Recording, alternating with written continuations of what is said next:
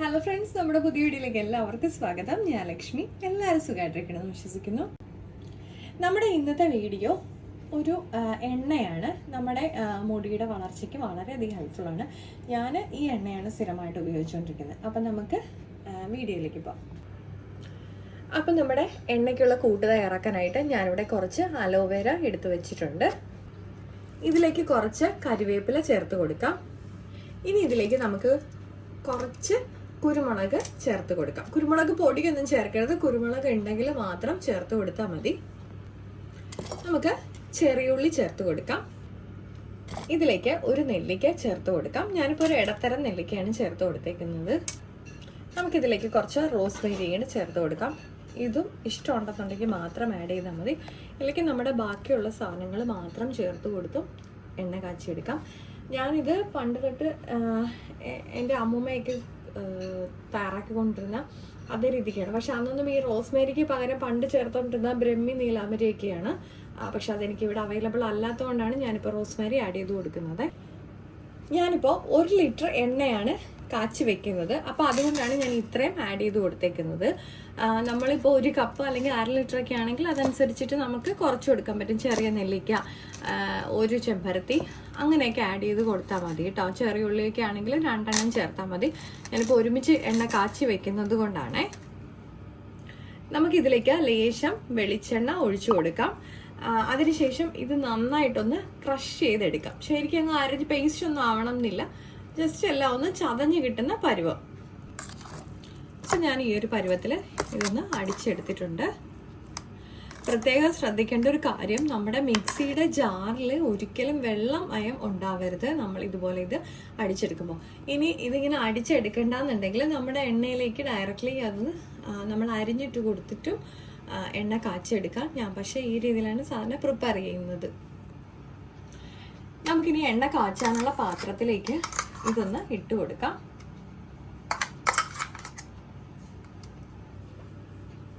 ഞാനിപ്പോൾ നമ്മുടെ എണ്ണ കാച്ചാനുള്ള പാത്രത്തിലേക്ക് മാറ്റി കൊടുത്തിട്ടുണ്ട്. അതുപോലെ തന്നെ നമ്മുടെ എണ്ണ കാച്ചുന്ന പാത്രത്തിലും ഒരു കാരണവശാലും വെള്ളമയം ഉണ്ടാവരുത്.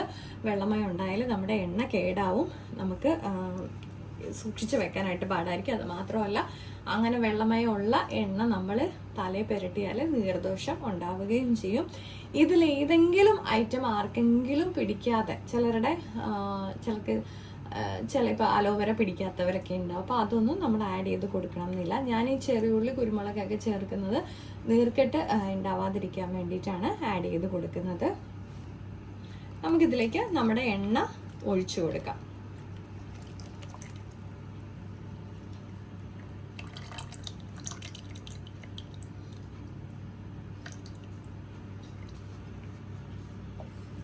ഒരു കാരണവശാലും മിക്സിയുടെ ജാറൊന്നും ആരും കഴുകി ഒഴിച്ചേക്കല്ലേ. അതിനകത്ത് ഇച്ചിരി ബാലൻസ് ഒക്കെ ഉണ്ടാവും. പക്ഷെ എന്നാൽ പോലും നമ്മൾ കറിക്കൊക്കെ ഒഴിക്കും പോലെ ഇതിനകത്തൊന്നും ഇച്ചിരി കലക്കി ഒഴിച്ചേക്കാന്നൊന്നും വിചാരിക്കരുത് കേട്ടോ.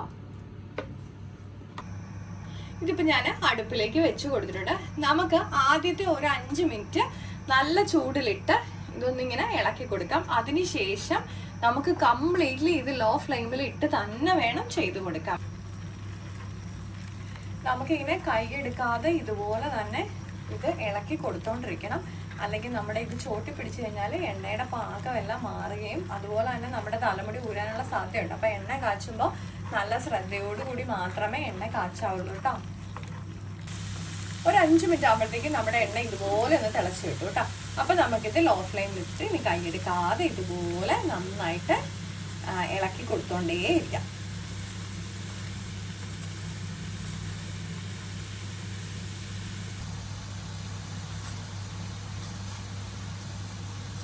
നല്ല ക്ഷമയുള്ളൊരു ജോലിയാണ് നമുക്ക് എണ്ണ കാച്ചൽ. അപ്പം നമുക്ക് വൈകിട്ട് ജോലിയെല്ലാം കഴിഞ്ഞതിനൊക്കെ ശേഷം ഇതുപോലെ കാച്ചി വെച്ചാൽ നമുക്ക് പിറ്റേ ദിവസം ആകുമ്പോഴത്തേക്കും നമ്മുടെ എണ്ണയൊന്ന് തണുത്തൊക്കെ ഇരിക്കും. അപ്പോൾ വൈകുന്നേരങ്ങളിൽ ഞാൻ പൊതുവെ അങ്ങനെയാണ് ചെയ്യുന്നത്. എല്ലാവരും അങ്ങനെയാണെന്നൊന്നും എനിക്കറിയില്ല. പക്ഷെ ഞാൻ പൊതുവെ വൈകുന്നേരങ്ങളിൽ എണ്ണ കാച്ചി വയ്ക്കുകയാണ് പതിവ്.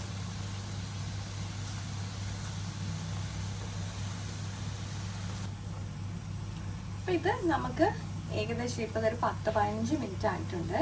നമുക്കിത് ഏകദേശം പരുവാകാറാവുന്നു. ഒരിക്കലും തീ കൂട്ടിയിടരുത്. ലോ ഫ്ലെയിമിലിട്ട് തന്നെ ഇത് ചെയ്തെടുക്കാവുള്ളൂ. അല്ലെങ്കിൽ നമ്മൾ ഈ ചേർത്തേക്കുന്ന സാധനങ്ങൾ ചിലപ്പോൾ കരിഞ്ഞു പോകും. അപ്പോൾ എണ്ണയുടെ കൂട്ട് മാറും.